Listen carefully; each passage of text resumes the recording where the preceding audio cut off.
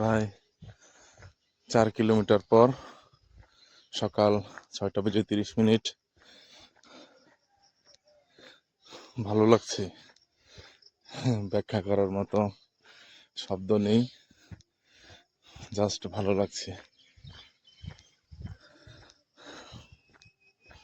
পরিবেশটা সুন্দর না? একদম নিরিবিলি, কেউ নেই। মাঝে মাঝে একটা দুটা গাড়ি আসে, বাচ্চারা স্কুলে যায়, মাদ্রাসায় যায়, আর পুরো রাস্তা খালি।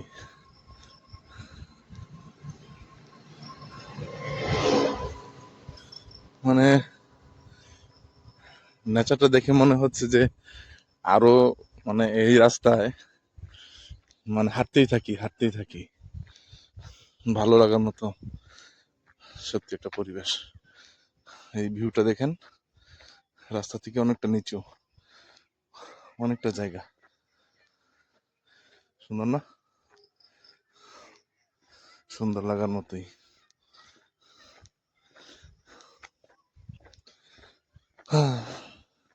আমার ওজন এখন আছে 128 কেজি, 128 কেজি 100 গ্রাম।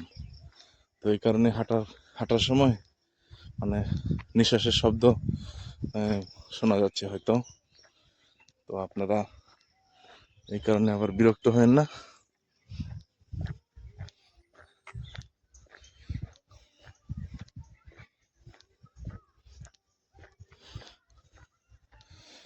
আসলে এক্সারসাইজ করার, রানিং করার, ওয়াকিং করার সবচেয়ে যে বড় বাধা, সেটা হচ্ছে সিদ্ধান্ত নেওয়া। আমি সিদ্ধান্ত নিছি 6 মাস চেষ্টা করার পর, মিনিমাম 6 মাস চেষ্টা করার পর আমি সিদ্ধান্ত নিতে পারছি যে আমি ওয়াকিং করব, রানিং এর দিকে যাব। তো ওজন বেশি হওয়ার কারণে আমি এখন রানিং এ যাচ্ছি না। একটু ওজনটা নিয়ন্ত্রণে আসুক, তারপরে। এই দুটো দেখেন, একদম পাখিরা ডাকছে এদিকে। সুন্দর একটা মসজিদ। আসলে জীবনটা অনেক সুন্দর, দেখার মতো চোখ থাকতে হয়।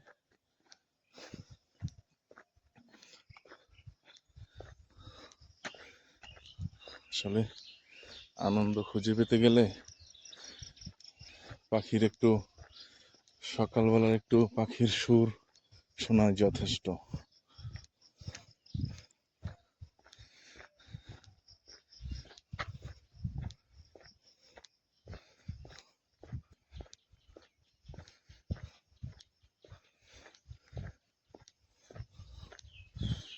কেমন রাস্তাটা?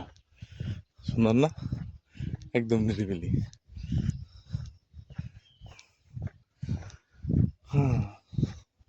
সবচেয়ে ভালো লাগছে যে বিষয়টা, নিরিবিলি হওয়ার কারণে বিভিন্ন রকমের পাখি ডাকছে, আমি একদম স্পষ্ট শুনতে পাচ্ছি। মনে হইতেছে যে আমার কানের চিকিৎসা চলতেছে। এই যে অনেকক্ষণ পর একটা অটো।